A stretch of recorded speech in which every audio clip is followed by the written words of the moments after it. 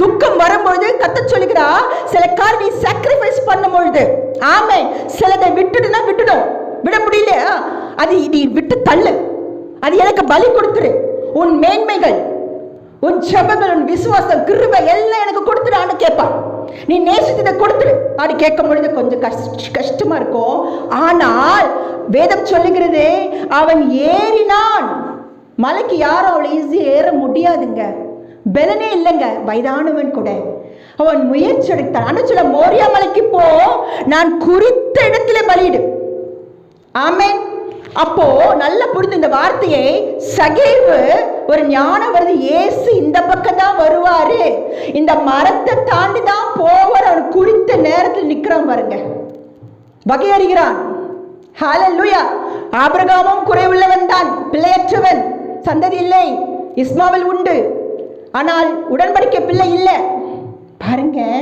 அவன் முயற்சி. அப்ப கர்த்தர் சகை கிட்ட பார்த்தது இடத்துல, ஏசப்பா நீ ஆபிரகாமை போல மரம் ஏறுகிறாய், ஆபிரகாமை போல நீ மலை ஏறது போல நீ மரம் ஏறுற, ஏதோ ஒன்று பண்ற. அவன் மலை ஏறுறான், நீ மரம் ஏறுற.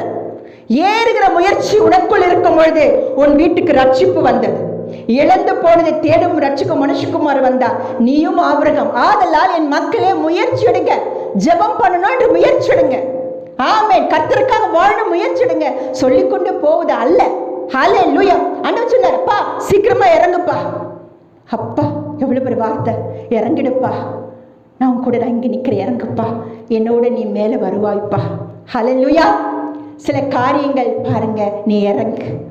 அது அப்போ என்னது அர்த்தம்? எனக்காக நீ முயற்சி எடுத்து வந்தால் உன் நிலைமையில நான் இருக்கிறேன், வா. ஹல்லேலூயா.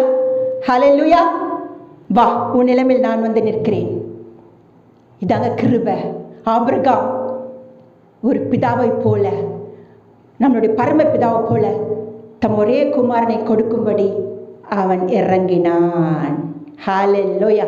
சோதனை என்பது என்ன தெரியுங்களா? இறங்குறது. இறங்க முடியுமா? தாழ்மைப்பட முடியுமா? அப்பா உமக்காக நற்கிரிகளை செய்கிறேன்ப்பா, உமக்காக நான் சபைகளை கட்டுகிறேன்ப்பா, ஒரே ஒரு வாழ்க்கைப்பா, எனக்காக வாழ்ந்து சுயமா இல்லை, நான் இறங்குறேன்ப்பா, இந்த ஜனங்களோடு நான் பாடு அனுபவிக்க இறங்குறேன்ப்பா என்று சொல்ல முடியுமா? மோசே சொன்னார்.